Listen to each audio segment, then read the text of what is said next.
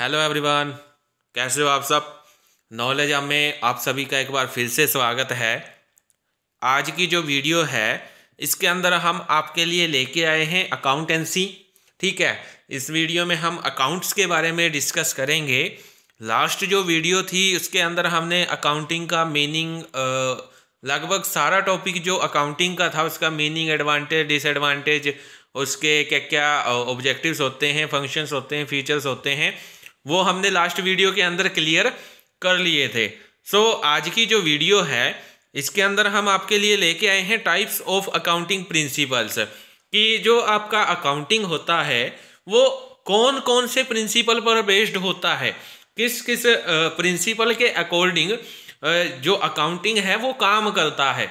ठीक है, कौन कौन से ऐसे प्रिंसिपल्स हैं जिनको अकाउंटिंग करते समय ध्यान में रखा जाता है, उनके ऊपर फोकस किया जाता है, उनके अकॉर्डिंग सारी एंट्रीज की जाती हैं, अकाउंटिंग की जाती है, उनके बारे में हम डिस्कस करेंगे। तो फर्स्ट आपके कुछ अकाउंटिंग कंसेप्ट्स और अजम्पशंस आते हैं, जिसमें फर्स्ट आपका आता है गोइंग कंसर्न कंसेप्ट। अब गोइंग कंसर्न कंसेप्ट क्या कहता है कि जो आपका बिजनेस होता है वो आप एक लॉन्ग टर्म के लिए क्या करते हो, सेट करते हो।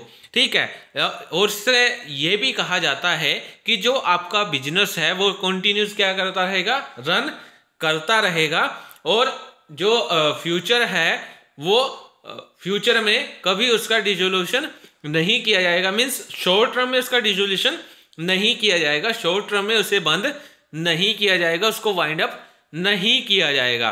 ठीक है, उसको लॉन्ग टर्म के लिए क्या किया जाता है, रन किया जाता है। लॉन्ग टर्म के लिए रन करने के लिए उसको क्या किया जाता है, स्टेब्लिश किया जाता है। ठीक है, ये कंसेप्ट यही कहता है कि आपका जो बिजनेस है, ठीक है, वो आपका लॉन्ग टर्म तक क्या करता रहेगा, रन करता रहेगा। ठीक है, इन फ्यूचर वो शॉर्ट टर्म में या फिर मीडियम टर्म में वो बंद नहीं होना चाहिए। ठीक है, या नहीं होगा। ठीक है, और इसमें जो बुक्स आप बनाते हो उसके अंदर जितनी भी ट्रांजैक्शन का जो लेखा किया जाता है, जितनी भी ट्रांजैक्शन की एंट्री की जाती है वह यही मानकर की जाती है कि जो आपका बिजनेस है, ठीक है, वो लॉन्ग टर्म तक क्या करेगा, रन करता रहेगा।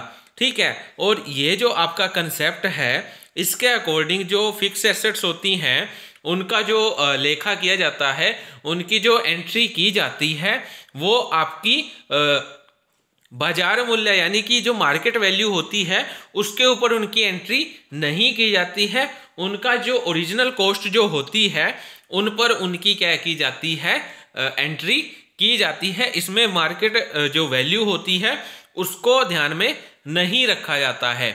ठीक है, और जो आपका डेप्रिसिएशन लगाया जाता है वो ओरिजिनल कॉस्ट के ऊपर ही लगाया जाता है। तो ये आपका गोइंग कंसर्न का कंसेप्ट था। उसके बाद आता है कंसिस्टेंसी कंसेप्ट। कंसिस्टेंसी कंसेप्ट क्या कहता है, कंसिस्टेंसी कंसेप्ट ये कहता है कि जो आप अकाउंटिंग करते हो, ठीक है, एवरी ईयर आप जिस भी मेथड का यूज कर रहे हो ऑलवेज आप उसी मेथड को क्या करोगे, यूज करोगे। ठीक है, इसे आप एक रूपता की अवधारणा इसीलिए कहते हैं, कंसिस्टेंसी कंसेप्ट इसीलिए कहते हैं क्योंकि इसका मानना ये है कि अगर बिजनेस जो है वो एक ही तरह की क्या है, मेथड को यूज करता रहेगा, एक ही तरह की पद्धति वो एवरी ईयर यूज करेगा, तो वो इजीली क्या कर सकता है, अपने अकाउंट्स को मैच कर सकता है। ठीक है, जैसे डेप्रिसिएशन होता है, डेप्रिसिएशन की अलग अलग मेथड्स होते हैं डेप्रिसिएशन को पे करने के, जैसे आपका फिक्स इंस्टॉलमेंट मेथड हो गया, ठीक है, और आपका ओरिजिनल कॉस्ट मेथड हो गया। तो ये ऐसे जो मेथड होते हैं, इन मेथड में से मतलब कि एवरी ईयर एक ही, अगर आप फिक्स इंस्टॉलमेंट जो मेथड है उसका यूज कर रहे हो तो एवरी ईयर आपको उसी को ही यूज करना चाहिए। ठीक है, किसी और मेथड को आपको यूज नहीं करना चाहिए। अगर आप किसी और मेथड को यूज करते हो तो वहां पे आपका कंसिस्टेंसी खत्म हो जाती है, फिर आप अपने अकाउंट्स को मैच नहीं कर सकते। ठीक है, इसलिए यही बोला गया है कि जब भी आप अकाउंटिंग करो, जब भी आप एंट्री करो, तो आप जो है कंसिस्टेंसी जो कंसेप्ट है उसको ध्यान में रख के करो कि हमें हर साल एवरी ईयर एक ही मेथड क्या करना है, यूज करना है। ठीक है, उसके बाद नेक्स्ट जो पॉइंट आता है वो आता है एक्रूल कंसेप्ट। एक्रूल कंसेप्ट क्या कहता है? एक्रूल कंसेप्ट ये कहता है कि जब आप एंट्री करते हो तो आपको एंट्री एक्रूअल बेसिस पे भी करनी चाहिए, मीन्स एक्रूअल बेसिस पे ही आपको एंट्री करनी चाहिए। ठीक है, यदि आप कैश बेसिस पे अगर एंट्री करते हो, नगद आधार पर अगर आप एंट्री करते हो, तो कुछ ऐसी टर्म्स होती हैं जो रह जाती हैं, जो कैश में पे नहीं की जाती, कुछ टाइम बाद की जाती हैं। ठीक है, कुछ टाइम बाद उनकी पेमेंट की जाती है। तो उस केस में जो आपका कुछ तो जो आपका एक्रूल का जो कंसेप्ट होता है, ये आपका कंसेप्ट रिवेन्यूज पे भी और एक्सपेंसेस पे भी, दोनों पे इक्वली क्या होता है, अप्लाई होता है, क्योंकि इसके अंदर आप रिवेन्यूज को भी इंक्लूड करते हो और जो आपके एक्सपेंसेस होते हैं उनको भी आप इसके अंदर इंक्लूड करते हो। ठीक है, इसमें आप इस बात का जो ध्यान है वो नहीं रखते कि आपकी जो ट्रांजैक्शंस हुई हैं वो कैश में हुई है या फिर क्रेडिट में हुई है। आपको सिर्फ एंट्री करनी है, अगर ट्रांजैक्शन हुई है तो आपको बस एंट्री करनी है। आपको ये नहीं ध्यान में रखना कि वो कैश में हुई है या फिर क्रेडिट में हुई है। इसके अंदर आप दोनों ही जो एंट्रीज हैं वो आप कर सकते हो। तो ये आपके कुछ अकाउंटिंग कंसेप्ट्स थे, अजम्पशन थी। अब उसके बाद जो नेक्स्ट जो आपका पॉइंट आता है वो आता है अकाउंटिंग प्रिंसिपल का। अब अकाउंटिंग प्रिंसिपल क्या होते हैं, इनके बारे में हम वन बाय वन सारी डिस्कशन करेंगे। तो फर्स्ट जो आपका प्रिंसिपल आता है वो आता है the business entity concept. Business entity concept ये कहता है कि जो आपका बिजनेस होता है उसकी जो एंटिटी होती है वो सेपरेट होती है और इंडिपेंडेंट होती है। मीन्स आपका जो बिजनेस होता है वो आपका इंडिपेंडेंट माना जाता है, वो आपका सेपरेट माना जाता है। ठीक है, इसके जो एंटिटी होती है वो इसके जो ओनर्स होते हैं, क्रेडिटर्स होते हैं, मैनेजर्स होते हैं, या जो भी पर्सन आपके बिजनेस के अंदर काम कर रहे हैं उसके क्या होती है, सेपरेट होती है, अलग होती है, उससे पृथक इसकी क्या होती है, एंटिटी होती है। इसका अस्तित्व इसके जो स्वामी होते हैं, जो लेनदार होते हैं, मैनेजर्स होते हैं, उनसे क्या होता है, अलग होता है। ठीक है, कि जो आपका इन अदर वर्ड्स अगर कहा जाए कि जो आपका व्यवसाय होता है, जो बिजनेस होता है वो स्वामी का तो होता है, ओनर का तो होता है, लेकिन उसका जो उसकी जो एंटिटी है वो ओनर से क्या मानी जाती है, अलग मानी जाती है, सेपरेट मानी जाती है, पृथक मानी जाती है। ठीक है, तो ये आपका द बिजनेस एंटिटी कंसेप्ट है। उसके बाद सेकंड पॉइंट आपका आता है वो आता है मनी मेजरमेंट कंसेप्ट। अब मनी मेजरमेंट जो कंसेप्ट है ये कहता है कि जो आपकी टर्म्स हैं जिनको आप मनी के अंदर मेजर कर सकते हो, मीन्स जिसको आप मुद्रा में माप सकते हो, केवल उन्हीं ट्रांजैक्शंस का इसके अंदर क्या किया जाता है, लेखा किया जाता है, उन्हीं ट्रांजैक्शन की एंट्री की जाती है, उन्हीं ट्रांजैक्शंस और इवेंट्स को इसमें रिकॉर्ड किया जाता है जिनको आप मुद्रा में माप सकते हैं, जिनको आप मनी में क्या कर सकते हो, मेजर कर सकते हो। मान लीजिए आपके मैनेजर हैं और आपके जो एम्प्लॉयज हैं उनका अगर आपस में क्या हो जाता है, झगड़ा हो जाता है, आपसी उनका किसी वजह से क्या हो जाता है, डिस्प्यूट्स हो जाता है उनमें, तो ये जो आपका इवेंट है इसको आप रिकॉर्ड नहीं कर सकते। क्यों? क्योंकि ये ऐसा इवेंट है जिसको आप मनी के अंदर रिकॉर्ड नहीं कर सकते। ठीक है, आप इसको इसकी ट्रांजैक्शंस नहीं कर सकते, आप इसकी एंट्री नहीं कर सकते। ठीक है, इसलिए कहा जाता है, ये प्रिंसिपल यही कहता है कि ऐसी टर्म्स जिनको मनी के अंदर मेजर किया जाता है केवल उन्हीं को रिकॉर्ड किया जा सकता है, उन्हीं की एंट्री आप कर सकते हो। उसके बाद नेक्स्ट पॉइंट आता है accounting period principle. Accounting period principle ये कहता है कि जो आपका बिजनेस होता है उसकी जो स्थापना की जाती है वो लॉन्ग टर्म के लिए की जाती है, उसको इस्टेब्लिश किया जाता है लॉन्ग टर्म के लिए, उसको क्या किया जाता है, इस्टेब्लिश किया जाता है। लेकिन इसका मतलब ये नहीं है कि आप जो आपको रिजल्ट्स हैं वो आप वाइंड अप के टाइम ही निकाल लोगे। मीन्स जब आपका बिजनेस बंद होगा तभी आप क्या करोगे, वो जो रिकॉर्ड्स आपने की है, जो एंट्री आपने की है, जो रिवेन्यू आपने की है, जो एक्सपेंसेस आपने किए हैं, उनको आप क्या करोगे, उनको आपस में जो मतलब कि माइनस प्लस होंगे, उनको आपस में माइनस प्लस करके जो प्रॉफिट होगा वो आप वाइंड अप के टाइम ही दिखाओगे। मान लीजिए आपको प्रॉफिट हुआ है, ठीक है, और आपने अपनी जो बिजनेस फर्म है, जो कंपनी है, उसको क्या कर दिया है, वाइंड अप कर दिया है। वाइंड अप करने के बाद अगर आपके पास प्रॉफिट बचता है तो आप उस प्रॉफिट का करोगे क्या, ठीक है। तो इसीलिए ये प्रिंसिपल ये कहता है कि आपका जो बिजनेस है उसका एक अकाउंटिंग पीरियड होना चाहिए। जैसे अकाउंटिंग पीरियड बेसिकली क्या होता है, 1 अप्रैल टू 31 मार्च, ठीक है। तो ये पॉइंट यही कहता है कि जो आपका बिजनेस है उसका एक अकाउंटिंग पीरियड होना चाहिए, कि ये आपका अकाउंटिंग पीरियड है और इस पीरियड के बाद जो है वो आप क्या करोगे, प्रॉफिट लॉस को क्या करोगे, कैलकुलेट करोगे, नेट प्रॉफिट लॉस को आप कैलकुलेट करोगे। उसके बाद अगर आपको प्रॉफिट होता है तो क्या क्या चेंजेस आप बिजनेस के अंदर कर सकते हो वो आप इजीली कर सकते हो, ठीक है। इन केस अगर आपको लॉस होता है तो किस वजह से आपको लॉस हुआ है ये आप इजीली उसके अंदर क्या कर सकते हो, मेजर कर सकते हो, इजीली आप ध्यान में रख सकते हो, आप इजीली फाइंड आउट कर सकते हो, ठीक है। उसके बाद नेक्स्ट पॉइंट आता है, वो आता है प्रिंसिपल ऑफ फुल डिस्क्लोजर। अब प्रिंसिपल ऑफ फुल डिस्क्लोजर क्या कहता है कि ये कहता है कि आपने जो भी मतलब कि अकाउंट्स बनाए हैं, जो भी ट्रांजैक्शंस आपने की हैं, जो भी इवेंट्स आपने रिकॉर्ड किए हैं, आप उनका सही मीन्स जो ट्रू फॉर्म जो है, जो ट्रू अकाउंट्स आपने बनाए हैं वो आप सभी जो पार्टीज हैं उनके सामने प्रेजेंट करोगे। मीन्स जो लॉस, चाहे लॉस हुआ है चाहे आपको प्रॉफिट हुआ है, ठीक है, आप सारा का सारा जो है वो आप इनपार्शियली क्या करोगे, अनपार्शियली क्या करोगे, हर एक पार्टी को दिखाओगे।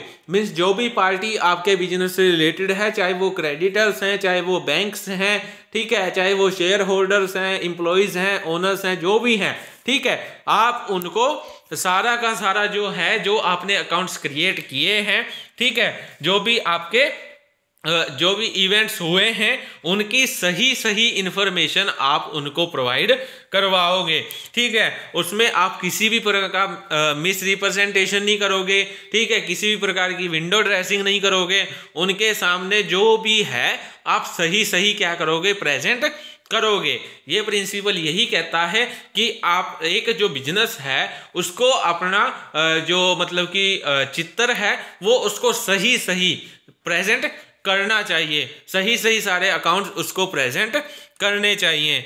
उसके बाद नेक्स्ट पॉइंट आता है, वो आता है प्रिंसिपल ऑफ कन्वर्सेशन और प्रूडेंस। अब ये क्या कहता है, प्रिंसिपल ऑफ कन्वर्सेशन और प्रूडेंस ये कहता है कि जो भी मतलब कि आपके फ्यूचर में जो भी आपकी पोटेंशियल जो लॉसेस आपको होंगे, ठीक है, जो भी आपकी पॉसिबल जो लॉसेस आपके होंगे, ठीक है, उनके लिए आप पहले से ही क्या कर सकते हो, व्यवस्था कर सकते हो। मीन्स पहले से ही उसके लिए आप प्रिपेयर कर सकते हो, ठीक है। इसमें क्या है, इसमें आप जो आपके पोटेंशियल जो प्रॉफिट्स होते हैं, पॉसिबल जो प्रॉफिट्स होते हैं, उनको आप क्या कर देते हो, छोड़ देते हो, ठीक है, उसको आप क्या कर देते हो, छोड़ देते हो।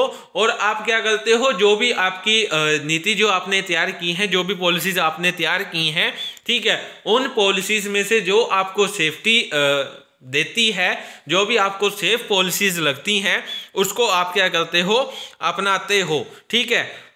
तो ये आपका जो प्रिंसिपल है ये यही कहता है कि जो भी आपकी पोटेंशियल जो लॉसेस हैं, जो आपको इन फ्यूचर में जो भी लॉसेस होंगे, उनके लिए आप पहले से ही सेफ पॉलिसी प्रिपेयर कर लेते हो और उसको अपना लेते हो, ठीक है, जिससे कि आप उन लॉसेस से क्या कर सकते हो, बच सकते हो, ठीक है। तो ये आपका प्रिंसिपल ऑफ कन्वर्सेशन और प्रूडेंस था। अब नेक्स्ट जो पॉइंट आता है वो आता है principle of matching. Principle of matching, अब प्रिंसिपल ऑफ मैचिंग क्या कहता है कि ये कहता है कि एक फिक्स टाइम पीरियड होना चाहिए, जैसे हमने अकाउंटिंग पीरियड के बारे में बताया था, ठीक है। एक फिक्स डेट होनी चाहिए, एक फिक्स टाइम पीरियड होना चाहिए, जिसके बाद आप क्या करते हो, अपने प्रॉफिट एंड लॉस को क्या करते हो, कैलकुलेट करते हो, ठीक है। ये कैलकुलेट करने के बाद जो आपका लास्ट ईयर जो प्रॉफिट हुआ था, जो लॉस हुआ था, ठीक है, उन अकाउंट्स के साथ आप क्या करते हो, अपने करंट ईयर के अकाउंट्स की मैचिंग करते हो कि आपने कितनी इम्प्रूवमेंट दिखाई। मान लीजिए आपको प्रॉफिट हुआ है, तो आप लास्ट ईयर के जो अकाउंट्स हैं उनसे आप मैचिंग करोगे कि आपको प्रॉफिट ज़्यादा क्यों हुआ है, कौन कौन सी टर्म्स आपने अच्छे से की हैं, ठीक है।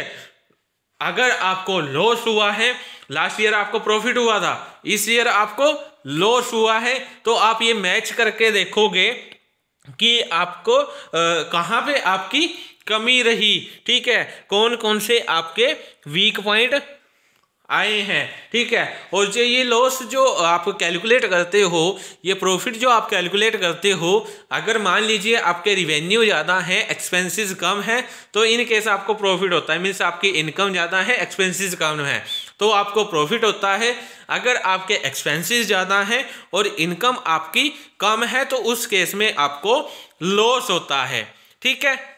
अब ये जो प्रिंसिपल है, ये प्रिंसिपल आपका कहता है कि बेसिकली अगर आपको मान लीजिए कोई रिवेन्यू होता है, तो वो आपको रिवेन्यू होता है जो आप गुड्स जो हैं, जो सर्विसेज हैं, उनको सेल करते हो, उससे आपको क्या मिलता है, रिवेन्यू मिलता है, ठीक है, उससे आपकी आगम की प्राप्ति होती है, ठीक है। लेकिन ये जो प्रिंसिपल है, ये आपका इस बात को डिटरमाइन करता है, इस बात का निर्धारण करता है कि जो भी आपने रिवेन्यू रियलाइज किए हैं, जो भी आपने रिवेन्यू क्या किए हैं, प्राप्त किए हैं, वो किस टाइम आपने किए हैं और किस डेट से वो रिलेटेड हैं।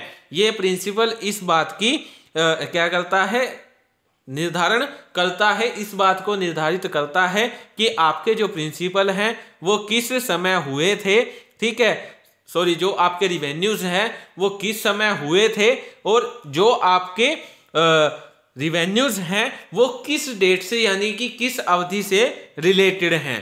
तो ये आपका था प्रिंसिपल ऑफ रिवेन्यू रियलाइजेशन। इसमें यही है कि आपने रिवेन्यू जो है वो किस टाइम आपने रियलाइज किए, किस डेट से वो रिलेटेड है, इस बात को डिटरमाइन आपका प्रिंसिपल ऑफ रिवेन्यू रियलाइजेशन करता है। उसके बाद 8th पॉइंट आता है प्रिंसिपल ऑफ मटेरियलिटी, यानी कि सारता की परिपाटी, सॉरी, सारता का सिद्धांत। अब सारता का सिद्धांत क्या कहता है, प्रिंसिपल ऑफ मटेरियलिटी ये कहता है कि जो आपका फुल डिस्क्लोजर का जो प्रिंसिपल था उसका ये अपोजिट है, ठीक है। फुल डिस्क्लोजर में आप क्या कहते थे कि आपने ईच और एवरी टर्म को क्या करना है, दिखाना है, प्रेजेंट करना है। लेकिन ये जो आपका प्रिंसिपल है, ये प्रिंसिपल ये कहता है कि जो भी ऐसी टर्म्स हैं जिनकी कोई इंपॉर्टेंस नहीं है, मीन्स जो महत्वहीन है, जिनको किसी भी प्रकार की आवश्यकता नहीं है दिखाने की, वो आप अकाउंट्स के अंदर प्रेजेंट नहीं करोगे, वो आप बिल्कुल भी नहीं दिखाओगे। ये प्रिंसिपल यही कहता है कि आपको उन टर्म्स को दिखाने की आवश्यकता नहीं है जो आपके बिजनेस के अंदर इंपॉर्टेंस नहीं रखती, ठीक है। तो ये आपका प्रिंसिपल ऑफ मटेरियलिटी थी। अब उसके बाद 9th पॉइंट आता है, वो आता है द डबल और ड्यूल एस्पेक्ट प्रिंसिपल। अब डबल और ड्यूल एस्पेक्ट प्रिंसिपल ये कहता है कि प्रत्येक जो टर्म होती है, एवरी ट्रांजैक्शंस के क्या होते हैं, दो पहलू होते हैं, दो एस्पेक्ट्स होते हैं। ठीक है, ड्यूअल एस्पेक्ट्स होती है, each and every transaction dual aspects वाली होती है। इसका मतलब ये है कि मान लीजिए अगर आप कोई ट्रांजैक्शंस करते हो, ठीक है, तो उसका जो असर है, उसका जो इफेक्ट है वो आपका दो अकाउंट्स पर पड़ता है, जिसमें से एक अकाउंट को आप क्या करते हो, डेबिट करते हो, और दूसरे अकाउंट को आप क्या करते हो, क्रेडिट करते हो। ठीक है, लेकिन जो आपका बैलेंस शीट होता है, बैलेंस शीट का जो टोटल होता है वो ऑलवेज इक्वल होता है। मान लीजिए अगर आपके बैलेंस शीट का जो टोटल है वो इक्वल आता है, इट मीन्स आपके अकाउंट्स जो हैं वो सही प्रिपेयर हुए हैं। इन अदर वर्ड्स, अगर आपका जो बैलेंस शीट का जो टोटल है वो इक्वल नहीं आता है, मीन्स एक जो साइड है वो दूसरी साइड के बराबर नहीं आती, लायबिलिटी साइड एसेट साइड के बराबर नहीं आती, तो इस केस में आपका ये माना जाता है कि जो अकाउंट्स आपने बनाए हैं वो सही नहीं है, उसमें किसी प्रकार की एरर आई हुई है।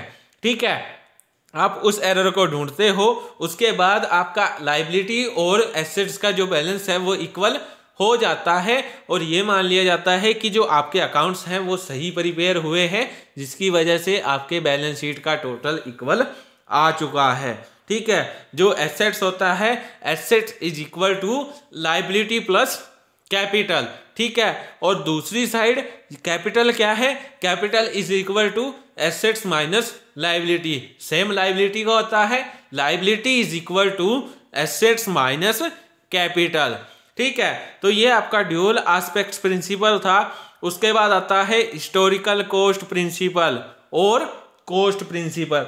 अब हिस्टोरिकल कॉस्ट प्रिंसिपल ये कहता है कि जो आपकी एसेट्स होती हैं, ठीक है, जिनका जो लेखा है, जिनको जो रिकॉर्ड किया जाएगा वो उसी मूल्य पर किया जाएगा, उसी प्राइस पर किया जाएगा जिस प्राइस पर उनको खरीदा गया था। ठीक है, जो आपकी फिक्स एसेट की जो कॉस्ट होती है उसका जो संबंध होता है, उसका जो रिलेशन होता है वो आपका पास्ट से रिलेटेड होता है। क्यों? क्योंकि आपने जो एसेट्स परचेज की थी वो आपने पास्ट में परचेज की थी। इन फ्यूचर आपने फ्यूचर में जाके तो नहीं आप एसेट परचेज कर सकते, मीन्स आपने पहले कभी एसेट को परचेज किया है। ठीक है, उसकी जो कॉस्ट होती है, उसकी जो ओरिजिनल कॉस्ट होती है, अगर वो ओरिजिनल कॉस्ट पास्ट में चली जाती है, मान लीजिए आपने पास्ट में कभी मशीनरी खरीदी थी, वो जो कॉस्ट होगी वो आपकी हिस्टोरिकल कॉस्ट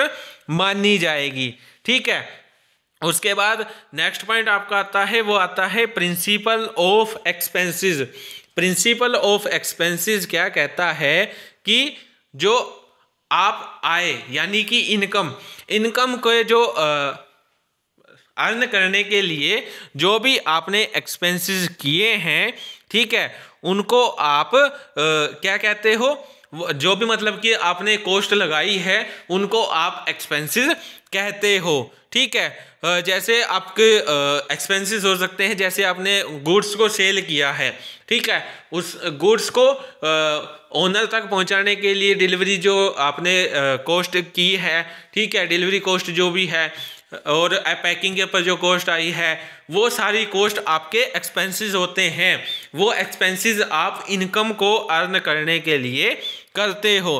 ठीक है, जो भी आपका कमीशन जो है, जो भी आप सैलरी देते हो, ठीक है, जो भी आपके डिस्ट्रीब्यूशन चैनल होते हैं, उनके ऊपर जो भी आप कॉस्ट लगाते हो, जो भी मनी आप लगाते हो, वो सारे के सारे आपके एक्सपेंसेस के अंदर काउंट किए जाते हैं। ठीक है, फिक्स एसेट्स के ऊपर जो भी डेप्रीशिएशन लगता है वो भी आपका एक्सपेंसेस के अंदर ही काउंट किया जाता है।